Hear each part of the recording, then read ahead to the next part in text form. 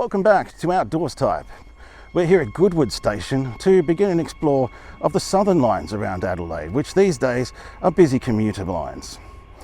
Many years ago, the story started in 1915 with a country line to Willunga and then a couple of industrial spur lines to the Chrysler car factory at Tonsley and the Port Adelaide oil refinery. Yep, freight trains were once very busy along this route.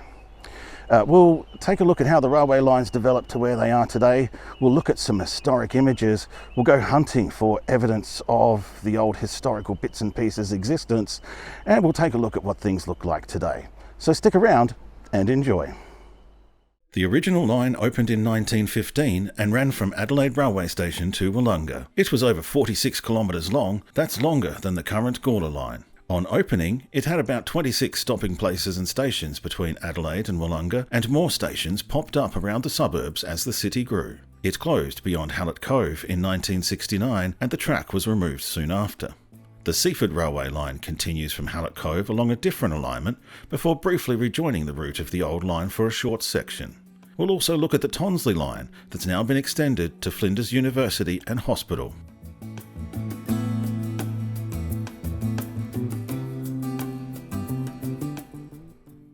Goodwood is the junction station for the Belair, Seaford and Flinders lines. It opened in 1883 with the Adelaide to Aldgate section of the Adelaide to Melbourne line. It became a junction station in 1913 to 15 when the Willunga railway line was built. Up until 1929, what's now the Glenelg tram line was a railway line that crossed the main south line on a level junction. The overway bridge we see today was built to carry the trams over the railway line when the railway was converted to a tramway. The yard, once immediately south of the station, meant trains could transfer from any platform to any line. Inter- and intrastate, freight and passenger trains would use the Willunga tracks to cross to Goodwood from Keswick rail yards, then change to the Belair tracks through Goodwood Yard. The National Gauge Standardisation Project in 1995 saw the western track of the Belair line converted to standard gauge. As well as the line being electrified, an upgrade in 2014 finally separated the standard gauge freight and broad gauge Belair lines from the, by now, Seaford line with a rail underpass near Victoria Street, lowering the Seaford line below ground level with the freight and Belair lines above.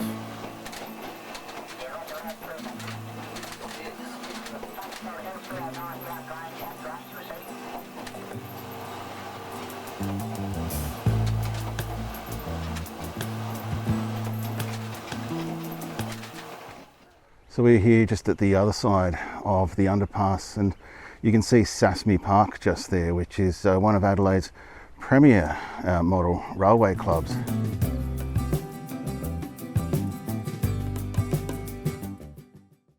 Here we are in Clarence Park. Clarence Park Station opened in 1913 and was upgraded with a ticket office and a waiting booth. This station is now very modern looking, even though it's not modern.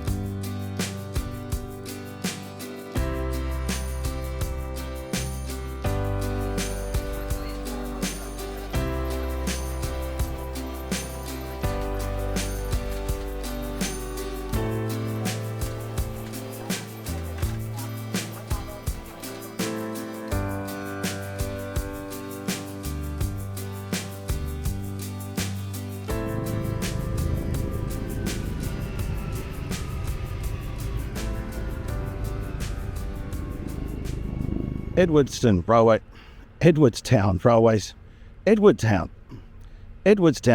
Station was opened in 1913 and once had a pretty decent goods yard as well. These days there's no facilities, it's a pretty basic but very long platform.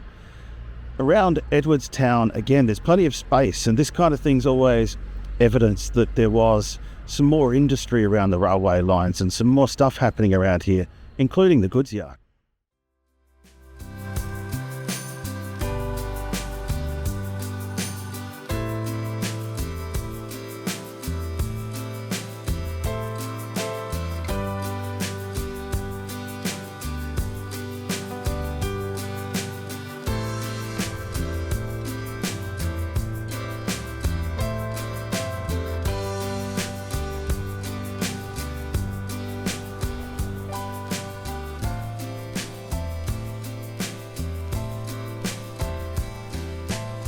Woodlands Park Station opened in 1925 as Woodlands and became a junction station with the opening of the Tonsley line to the Chrysler car plant in 1966.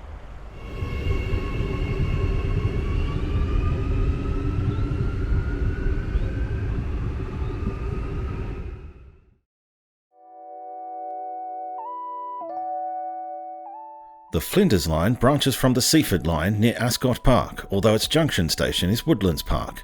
It terminates right outside Flinders University and Flinders Medical Centre. It was built between 1965 and 1966 as a branch line from Woodlands Park Railway Station to serve the new Chrysler car assembly plant at Clovelly Park. The line had 3 stations: Mitchell Park, Clovelly Park and Tonsley Station. Tonsley was replaced in 2020 with an elevated single track just north of the original station, crossing Sturt Road, Laffers Triangle and Main South Road before terminating at Flinders. Clovelly Park Station was replaced by a relocated Tonsley Station as part of the project.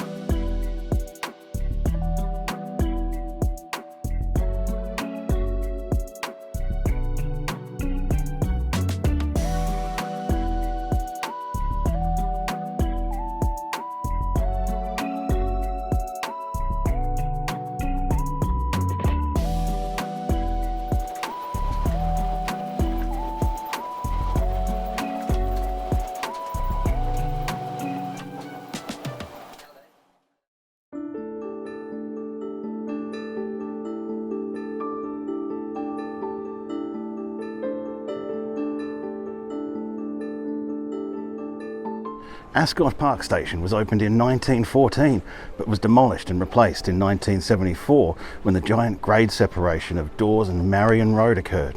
It's interesting because this station is just south of the junction to Tonsley, which makes it odd positioning for the railway junction.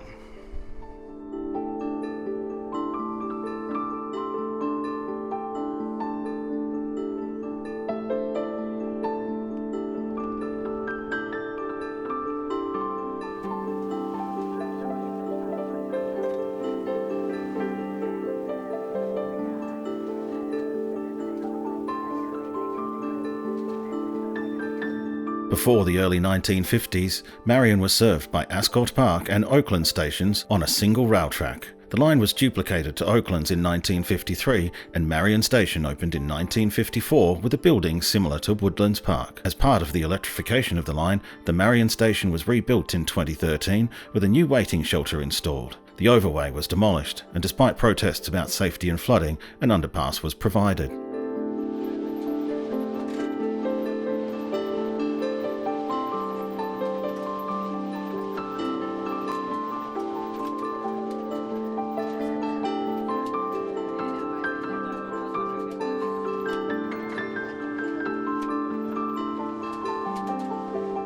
Oakland Station was named after a local property and opened in 1913. The line was duplicated as far as Oaklands in 1953, and as part of that, a new single island platform station was built between the two tracks. In 2008, this island platform and asbestos shelter were closed and demolished, and a new temporary station was built immediately to the southwest of the original station. A grade separation project saw the short-lived new ground level station demolished after only 11 years and replaced with the whiz-bang below ground level station we see today.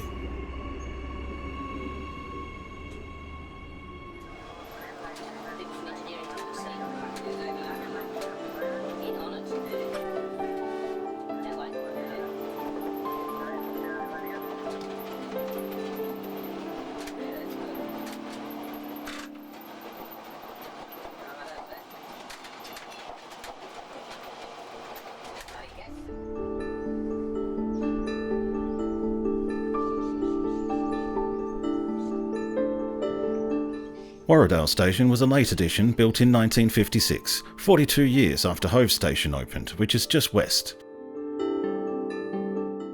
The stations are actually pretty close here on the southern lines until you reach the outer suburbs.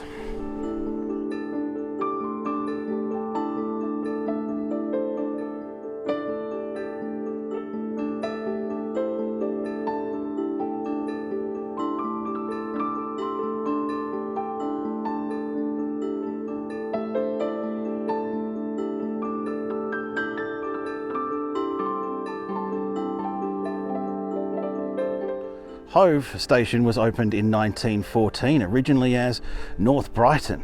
It was renamed Middle Brighton, but before it was finally renamed Hove. There used to be a lot of stuff here, toilets, ticket office, all that kind of thing, but heavy vandalism resulted in their removal, and we have the bare suburban station that we see today.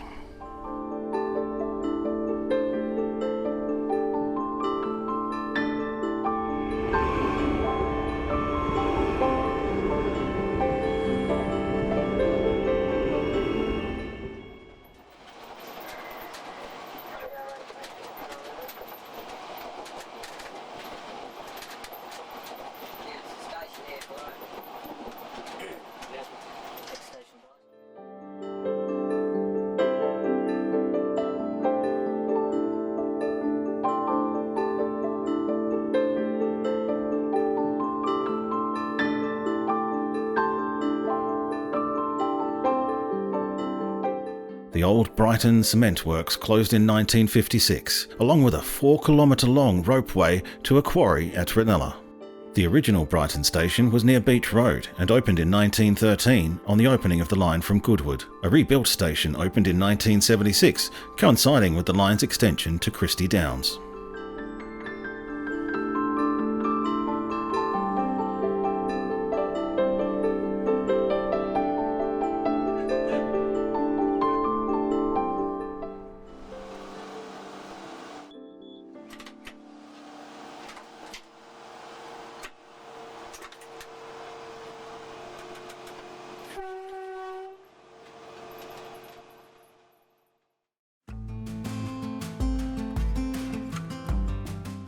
South Brighton is now a ghost station. It closed in 1976 and was demolished soon after. A newer station was built 200 metres to the south of the station in the same year. The old subway that went below the station was in use until the early 1990s, but has now been replaced with a ground level walkway.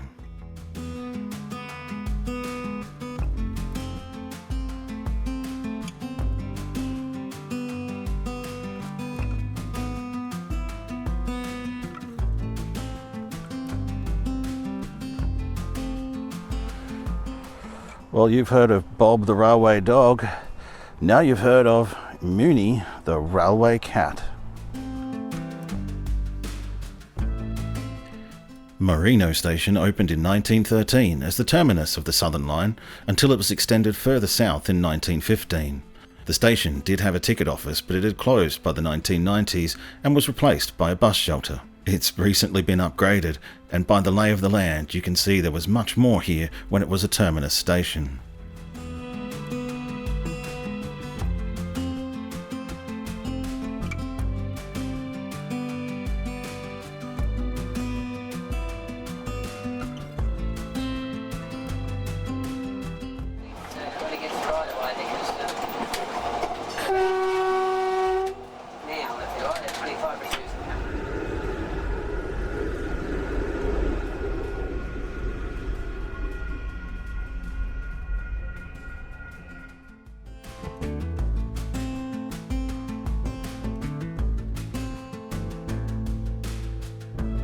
Marino Rocks is one of the most historic stations on the line and was initially opened as part of the Willunga railway extension. It allowed people from Adelaide suburbs to visit the surrounding clifftop coastline and beach. The station was rebuilt in 1970 and had a minor upgrade in 2011.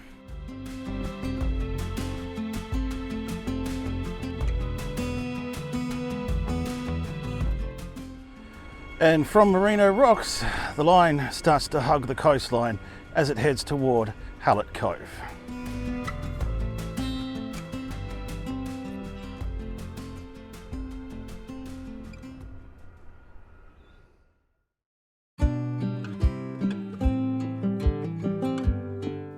A station named Hallett's Cove opened in 1915 on the old Willunga line, just east of today's Hallett Cove station.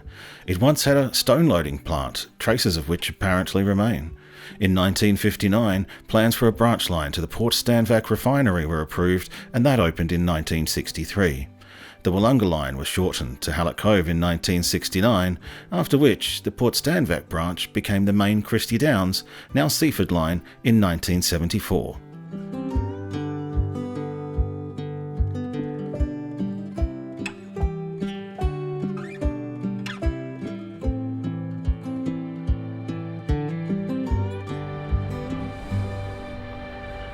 The original station was up on top of the hill there, so this new station replaced the old one when the line was duplicated through to Christie Downs.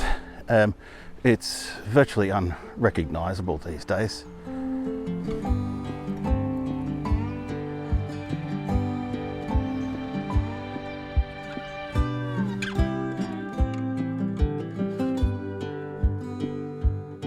There's been so much earth moving here over the years at Hallett Cove, and it's quite a sloping landscape as it is, but this car park is where the old railway station was, and in some of the photos, the historic photos, you can sort of see the cutting where the new railway station has gone in.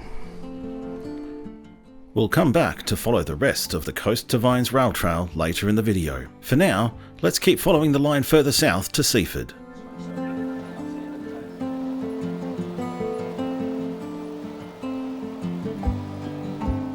Before the extension, most local trains from Adelaide ended at Marino or Hallett Cove. As Adelaide expanded south, a new line was built and Christie Downs Station opened in 1976, followed by the extension to Noarlunga Centre in 1978.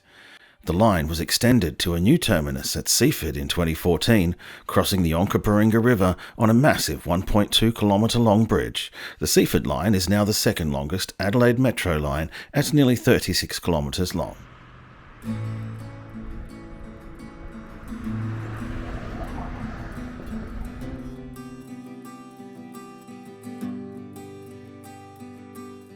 Lonsdale Station opened in 1976 when the line was extended from Marino. The station was once staffed, but its building has long been demolished and no trace remains. The original shelters were there until 2011. There were once sidings here serving the Port Adelaide refinery and the old Chrysler engine factory, but both were closed by the 1990s.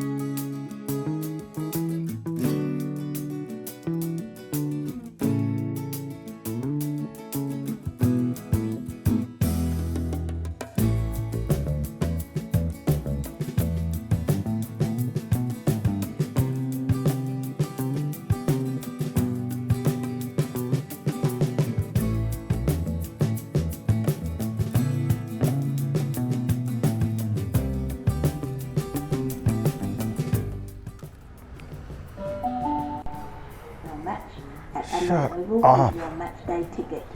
Well, here we are at Christie Downs Station. Was the terminus of the line for a short time as it was being extended to Noarlunga, and one of the more recent stations, I guess. The original Christie Downs station opened in 1976 when the line was extended from Hallett Cove. It was originally a single platform on what is now the Adelaide-bound track. The current Christie Downs station opened in 1981, with the original station closed and later demolished, although apparently the footpath leading to it can still be seen.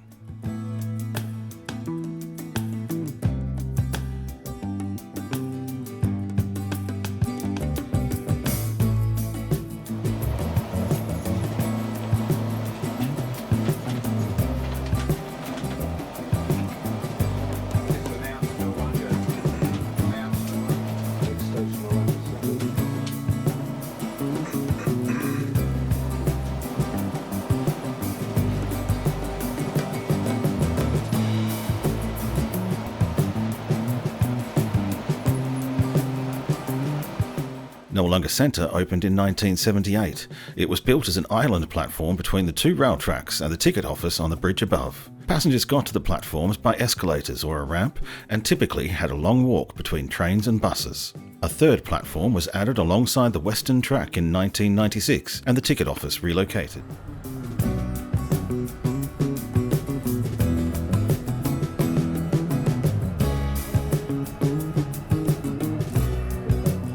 One thing you notice about all these old railway stations is they're built for hundreds and thousands of people, but they're not here.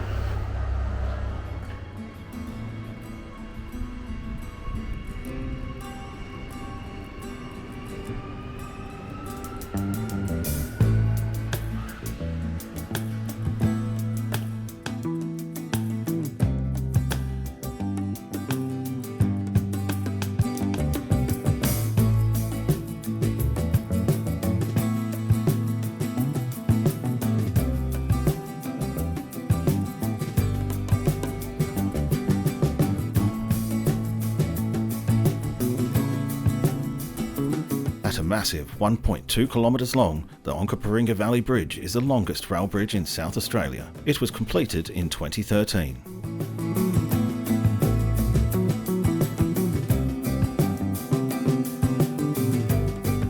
Seaford Meadows railcar depot and station are situated in between the Onkaparinga River and the end of the line at Seaford.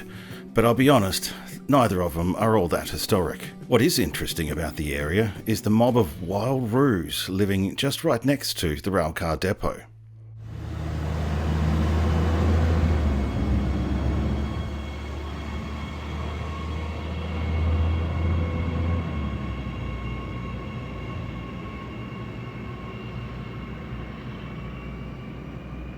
We are at Seaford near Griffiths Drive, and this is where the Seaford line ends today. The line here through into Seaford is heavily engineered, and these stations are very modern. What you see behind me there, I know to some people looks like perhaps the route of where the old railway line went, but no, that's kind of the space that they've kept aside for the Coast of Iron's rail trail and a possible extension to Aldinga in the near future.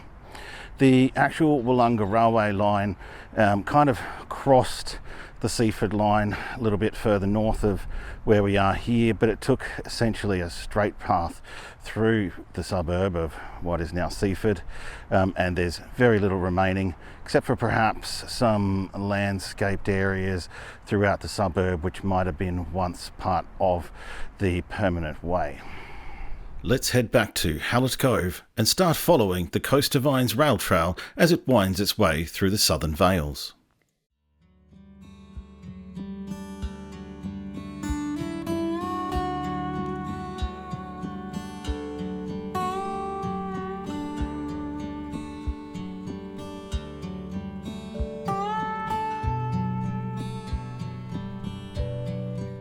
Well, the rail trail is just down there. But it's more likely that the railway line probably followed this alignment just a little bit up the hill.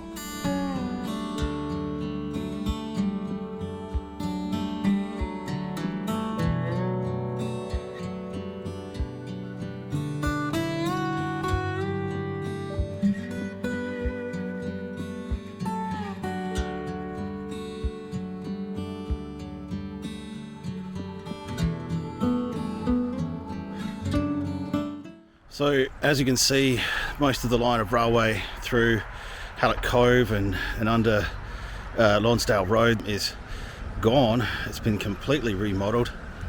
Patpa Road follows the route of the old railway line down into the valley, and behind this depot here down near the roundabout you can still find a cutting that's still got ballast in it all of these years later.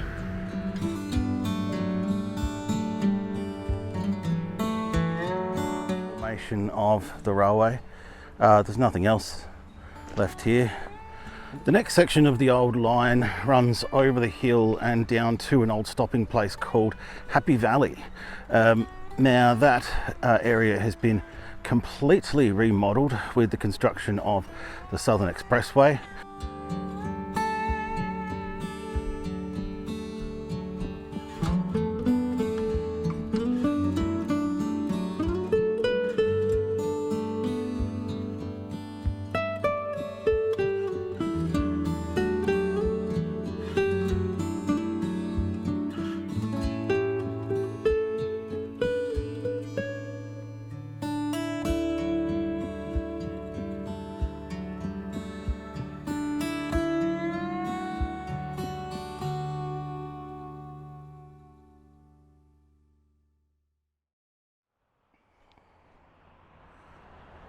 There's still the old bridge over the railway cutting here at Ranella. This must have been one of the old South Road bridges as it crossed the old railway line. And just down there to the left is Railway Terrace, Ranella. And this is another one of the remnants of the earthworks. You can still see the cutting, although it's pretty inaccessible these days.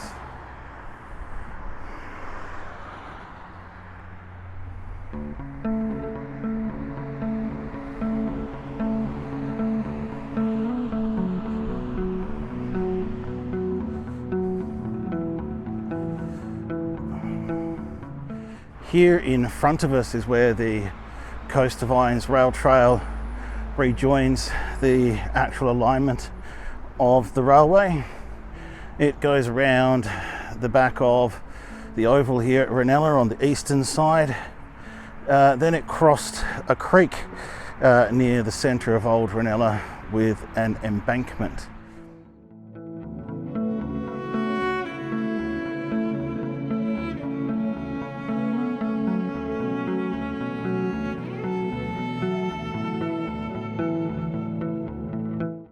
Well, we're here near the site of the old Ranella railway station. You can see this avenue of pines and the Coast of Iron rails trail behind me, and you can see a fair bit of space there. But if you look at the historic photos, again, the whole area is completely unrecognisable. So let's go for a bit of a walk and see what it looks like today. Ranella Station opened in 1915, but had become unattended by 1965. The space where the modern day interchange is today is likely where the station platform and all of its buildings were. This is where they have the Railway Memorial Shelter here at Ranella, where they have put plaques. You'll see these all along the railway line.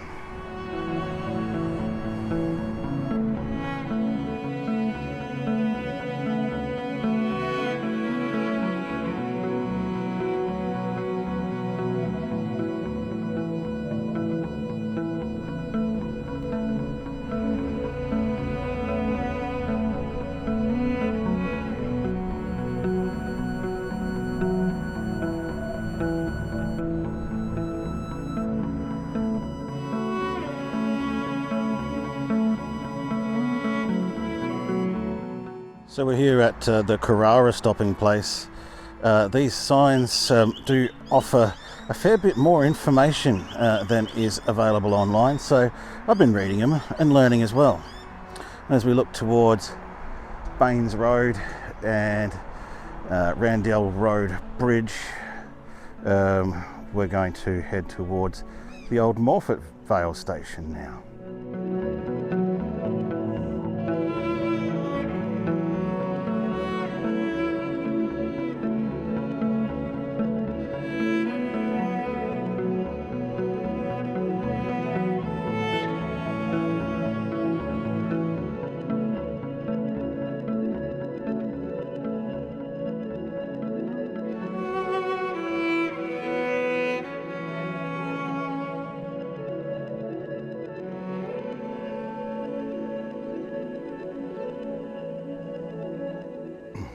Well, I'm down here standing on a bridge on the path at Christie's Creek, and behind me is the massive embankment that once carried the Willunga line over Christie's Creek with this tunnel behind me here.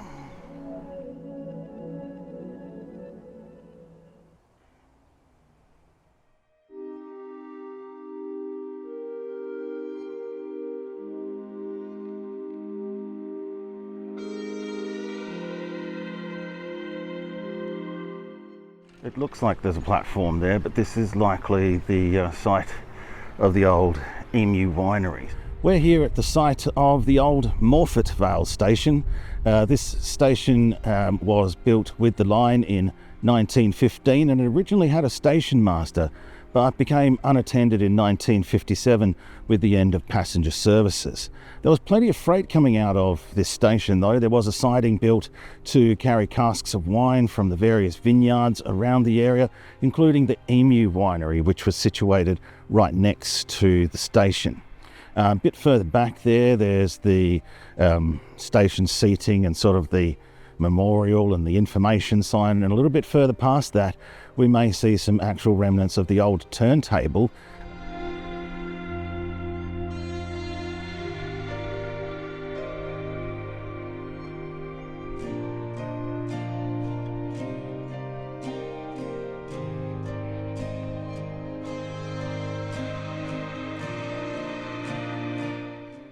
To my left here, or to the east, is where the old Working Men's Club used to be, which was housed in the old station master's house. That was demolished just a couple of years ago and is now being replaced by a housing development. So it was after much research that I found out that these are actually the concrete abutments for the old turntable.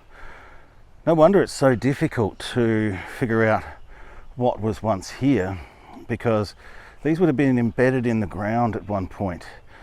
I guess now it's been 50 years or so and everything has been completely changed, but the abutments which were once in the ground are now above the ground.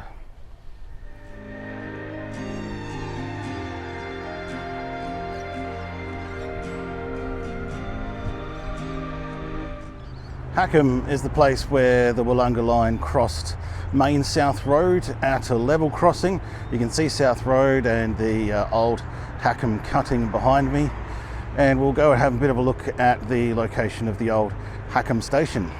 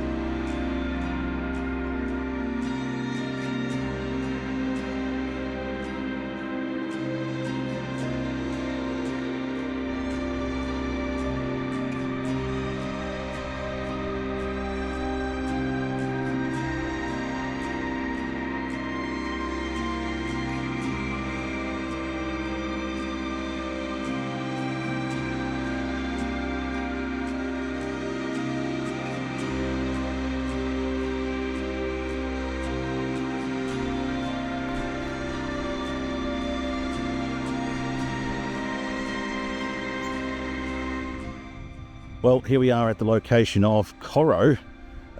Most references I have Coro a bit further up the line or closer to Adelaide from here. And behind me, the line and the rail trail now enters the Onkaparinga National Park and winds its way down towards the bridge over the Onkaparinga River and Noarlunga Station. Let's keep exploring.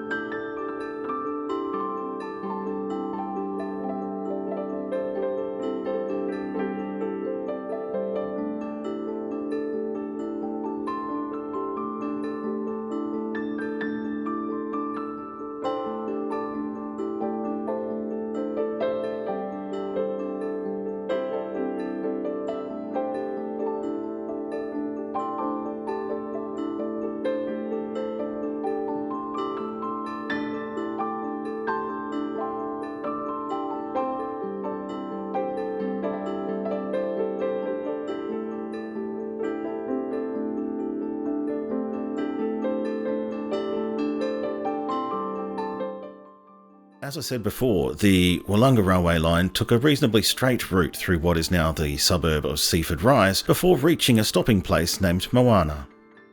Just to the west of South Road was the location of the Noarlunga Sand Company's sand storage bin. The bin stored 400 tonnes of sand, which was delivered by a flying fox from Maslin Beach. Trucks of sand were railed to Adelaide to be used in building. We're here at the crossing of Pedlar Road and the Coast to Vines rail trail. There was a railway crossing here once on the Willunga railway line. There's still a few remnants around, and of course the old fences made of old rails.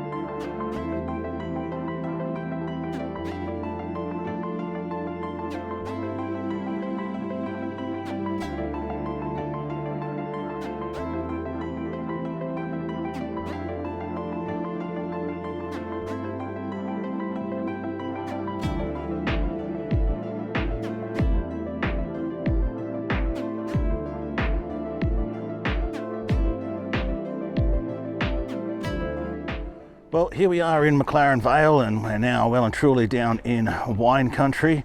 We're at Tooney, or Tunny. I don't know about these pronunciations sometimes, but we're just about to head into McLaren Vale proper. Tooney was essentially a stopping place that was used for loading fruit, and I'm guessing fruit meaning mainly grapes.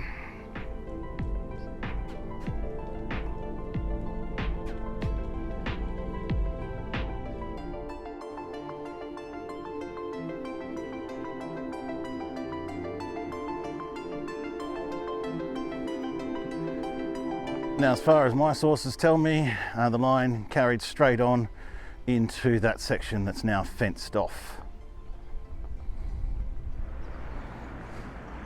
The railway line crosses McLaren Vale's main street here, and just across the road there you've got the old almond train.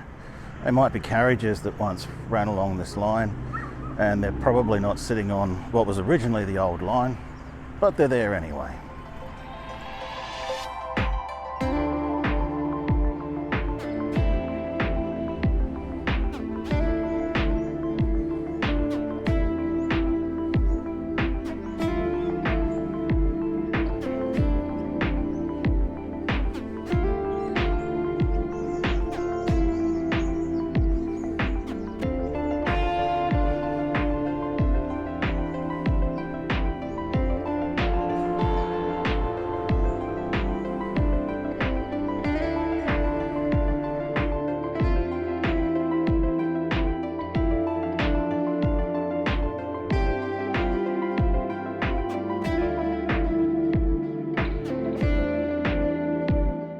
Well, I've managed to find myself on Railway Terrace yet again, this time in the heart of McLaren Vale, where the old McLaren Vale station used to be.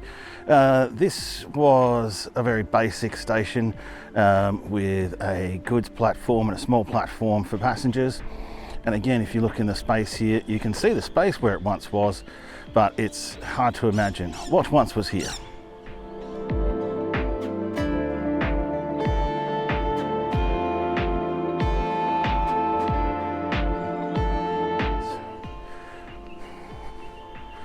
And like all of the old locations on the Coast to Vines trail, there's a memorial shelter with somewhere to sit and contemplate the wanton destruction of a railway line.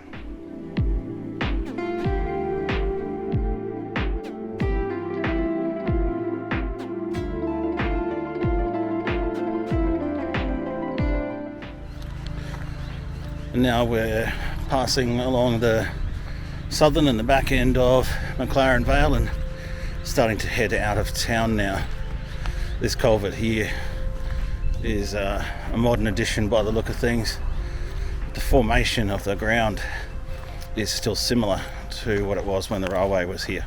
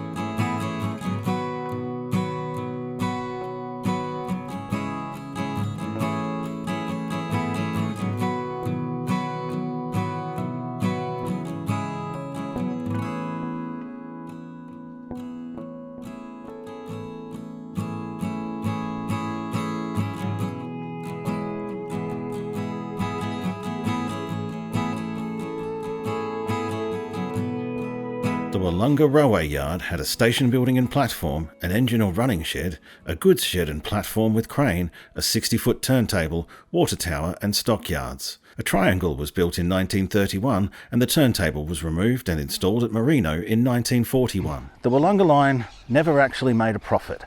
One of the reasons it was built was to support the Willunga slate industries, but by the time the line reached here, the slate industry had collapsed due to the advent of galvanised roofing. Passenger numbers dwindled to the point where passenger services were stopped in 1957, and by 1968 the freight outwards hadn't even reached $500, so the line was closed in 1969. Most of the track and infrastructure was removed in 1972. The bungalow-style railway station still remains, and the base of the water tower still remains. There's a few bits and pieces around here which are evidence of the old railway yards here in Willunga. So let's go check it out.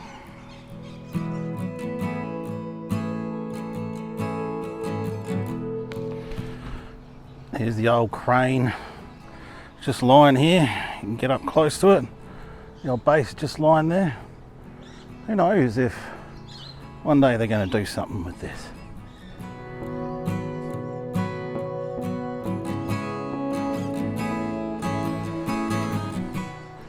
And tucked way back here at the southern edge of the old yards, now parklands, you can see the remains of where the old turntable used to be.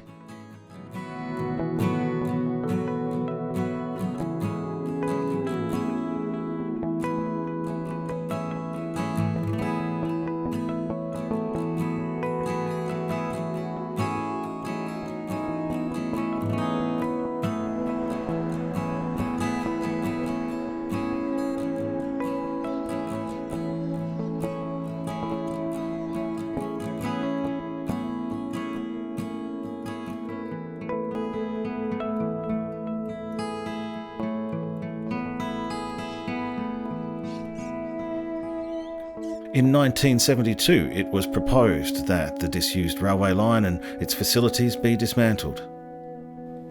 The last train to leave Willunga was a salvage train, taking anything of value back with it to Adelaide.